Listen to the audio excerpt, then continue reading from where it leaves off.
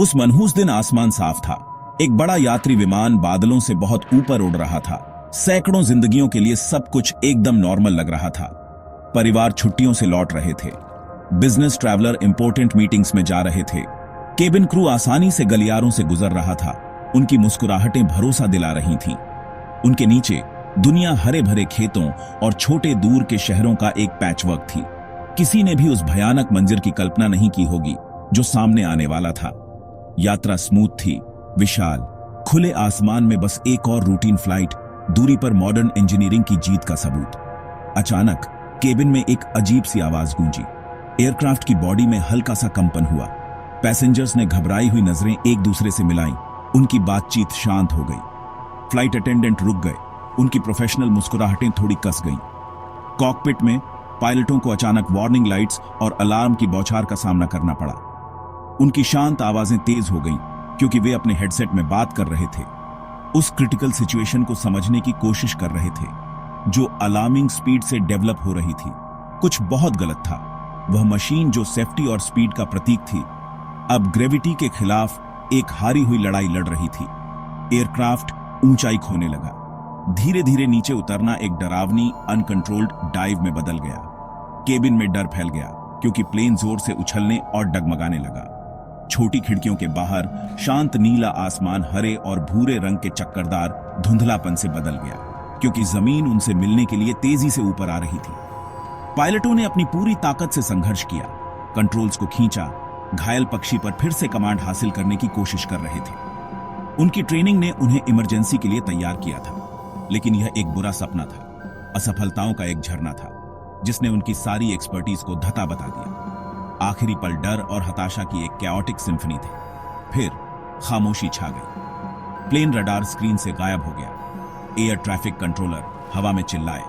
उनकी आवाजें बढ़ते डर से भरी थीं, लेकिन कोई जवाब नहीं मिला। जमीन पर एक दूर दराज जंगली इलाका अब पूरी तरह से तबाही का मंजर था। मुड़ा हुआ मेटल, पर्सनल सामान और एक समय के शक्तिशाली एयरक्राफ्ट के अवशेष एक विशाल दागदार लैंडस्केप में बिखरे हुए थे। खबर फैलने लगी। दुनिया भर में दुख और अविश्वास की लहरें फैल गईं। तुरंत एक इन्वेस्टिगेशन शुरू की गई। मलबे और दुख के बीच एक क्रूशियल सबूत की तलाश शुरू हुई, ब्लैक बॉक्स।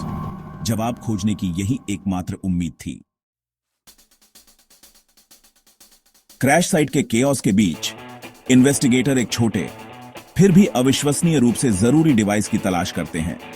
इसे आमतौर पर ब्लैक बॉक्स के नाम से जाना जाता है। हालांकि यह नाम थोड़ा मिसलीडिंग है। बॉक्स वास्तव में काला नहीं होता है।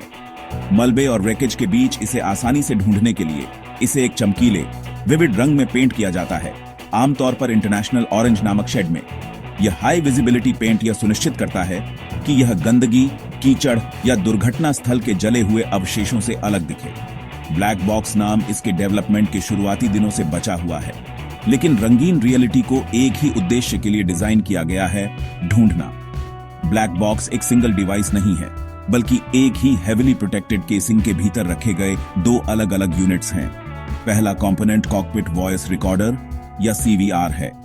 यह डिवाइस कॉकपिट में एक सेंसिटिव माइक्रोफोन की तरह काम करता है। यह हर आवाज को कैप्चर करता है। पायलटों की एक दूसरे से और एयर ट्रैफिक कंट्रोल से बातचीत, एयरक्राफ्ट के सिस्टम से ऑटोमेटेड वॉइस वार्निंग और यहां तक कि स्विच के सबटल क्लिक्स या इंजन की खराबी की आवाजें भी। यह ऑडिटरी पर्सपेक्टिव से अंतिम क्रिटिकल मोमेंट्स को रिकॉर्ड करता है, टेक्निकल डेटा को एक ह्यूमन एलिमेंट प्रदान करता है और क्रू की इमरजेंसी पर रिएक्शन को सुरक्षित रखता है। दूसरा crucial part flight data recorder या FDR है। यह एयरक्राफ्ट का स्टोरी टेलर है, लेकिन यह नंबर्स और पैरामीटर्स की भाषा में बात करता है। FDR लगातार प्लेन के परफॉर्मेंस के बारे में सैकड़ों अलग अलग प्रकार के डेटा को रिकॉर्ड करता है। यह ऊंचाई, एयर स्पीड, प्लेन की दिशा, विंग फ्लैप्स की स्थिति और इंजनों के परफॉर्मेंस जैसी जानकारी को ट्रैक करता है। ऊंचाई, एयर स्पीड, प्लेन की दिशा, विंग फ्लैप्स की स्थिति और इंजनों के परफॉर्मेंस जैसी जानकारी को ट्रैक करता है। यह एसेंशियली फ्लाइट का एक डिटेल्ड डिजिटल हिस्ट्री बनाता है, सेकंड दर सेकंड। यह डेटा इन्वेस्टिगेटरों को फ्लाइट पार्ट को फिर से बनाने और ठीक से समझने की अनुमति देता है कि प्रॉब्लम शुरू होने से पहले, दौरान और बाद में एयरक्राफ्ट क्या कर रहा था। डिजास्टर की एक सटीक टेक्निकल पिक्चर पेश करता है। इन कीमती रिकॉर्डिंग को प्रोटेक्ट करने के लिए ब्लैक बॉक्स को लगभग इंडिस्ट्रक्टिबल बनाया गया है। इसे स्टेनलेस स्टील और टाइटेनियम की कई परतों में एनकेस्ड किया गया है, जिसमें अंदरूनी मेमोरी यूनिट्स को बचाने के लिए हाई टेम्परेचर इंसुलेशन होता है। इसे अविश्वसनीय इंपैक्ट फोर्स का सामना करने के लिए डिजाइन किया गया है, जो किसी भी इंसान के जीवित रहने से कहीं ज्यादा है। ये लंबे समय तक तेज आग का भी सामना कर सकता है और गहरे समुद्र के पानी से कुचलने वाले दबाव का विरोध कर सकता है। इंजीनियर इन बॉक्स को रिगरस टेस्ट से गुजारते हैं, उन्हें तोड़ते हैं, जलाते हैं और डुबोते हैं, यह सुनिश्चित करने के लिए कि क्रैश कितना भी कैटास्ट्रोफिक क्यों ना हो, अंदर का डेटा अपनी कहानी बताने के लिए बचेगा। ब्लैक बॉक्स की तलाश क्रैश साइट के सिक्योर होते ही शुरू हो जाती है। यह समय के खिलाफ एक दौड़ है। डिवाइस को अपनी खोज में मदद करने के लिए एक विशेष उपकरण से लैस किया गया है, एक अंडर वाटर लोकेटर बीकन या यूएलबी। यह बीकन, जिसे पिंजर भी कहा जाता है, पानी के संपर्क में आते ही ऑटोमेटिकली एक्टिवेट हो जाता है। एक बार एक्टिवेट होने के बाद यह प्रति सेकंड एक विशिष्ट high frequency ping sound emit करना शुरू कर देता है। इस साउंड को सर्च टीमों द्वारा उपयोग किए जाने वाले स्पेशलाइज्ड सोनार इक्विपमेंट द्वारा डिटेक्ट किया जा सकता है। हालांकि बीकन की बैटरी का जीवन सीमित होता है, आमतौर पर लगभग 30 से 90 दिनों तक चलता है, जिससे सर्च ऑपरेशन अविश्वसनीय रूप से अर्जेंट हो जाता है, खासकर गहरे समुद्र के क्रैश में। जब जमीन पर क्रैश होता है तो खोज एक मुश्किल विजुअल टास्क होती है।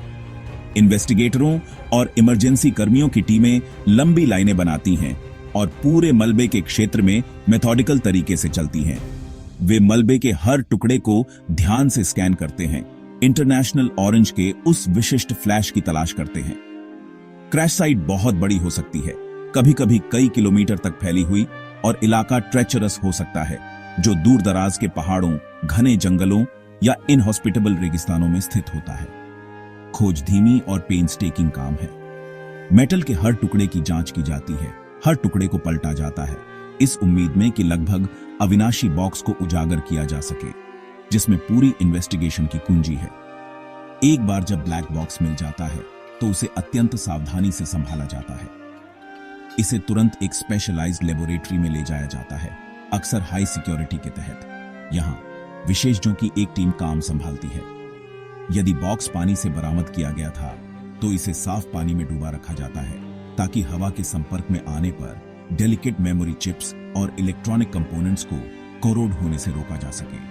हेविली फोर्टिफाइड केसिंग को खोलने की प्रक्रिया एक डेलिकेट ऑपरेशन है।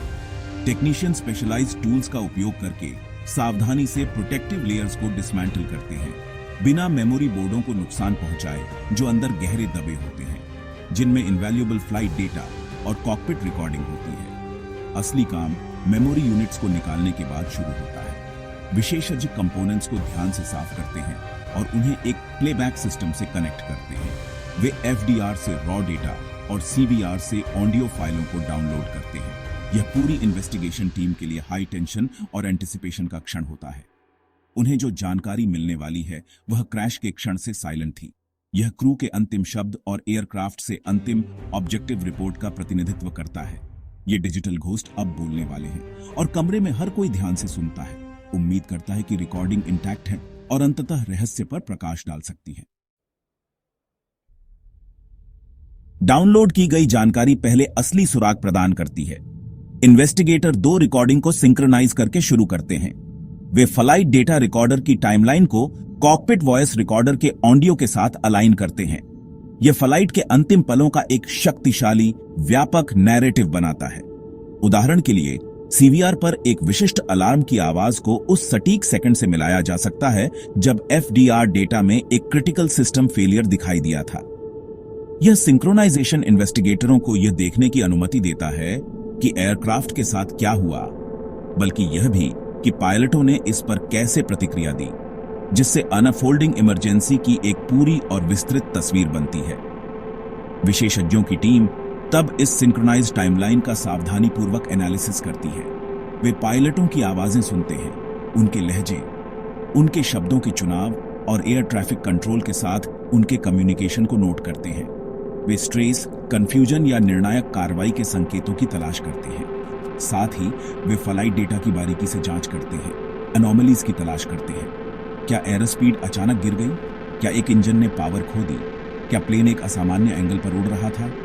हर आवाज को डेटा के हर टुकड़े के साथ क्रॉस रेफरेंस करके वे इवेंट्स की एक श्रृंखला बनाना शुरू कर सकते हैं, प्रारंभिक प्रॉब्लम की पहचान कर सकते हैं और यह ट्रैक कर सकते हैं कि यह कैसे एक कैटास्ट्रॉफिक फेलियर में बदल गई। एक एक सुराग करके पहेली को एक साथ जोड़ना। यह विस्तृत एनालिसिस इन्वेस्टिगेटरों को विभिन्न थ्योरीज का टेस्ट करने की अनुमति देता है। यदि उन्हें मैकेनिकल फेलियर का संदेह है तो वे स्पेसिफिक पार्ट जैसे रडर या इंजन से डेटा देख सकते हैं, यह देखने के लिए कि क्या यह असामान्य रूप से व्यवहार कर रहा था। यदि उन्हें ह्यूमन एरर का संदेह है तो कॉकपिट रिकॉर्डिंग एक मिसअंडरस्टैंडिंग या एक प्रोसीजरल मिस्टेक को प्रकट कर सकती है।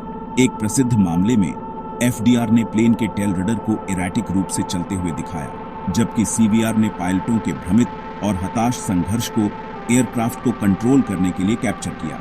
सबूतों के इस कॉम्बिनेशन ने सीधे रडर के कंट्रोल सिस्टम में एक खराबी की ओर इशारा किया, एक ऐसा कारण जिसे केवल मलबे की जांच करके निर्धारित करना लगभग असंभव होता।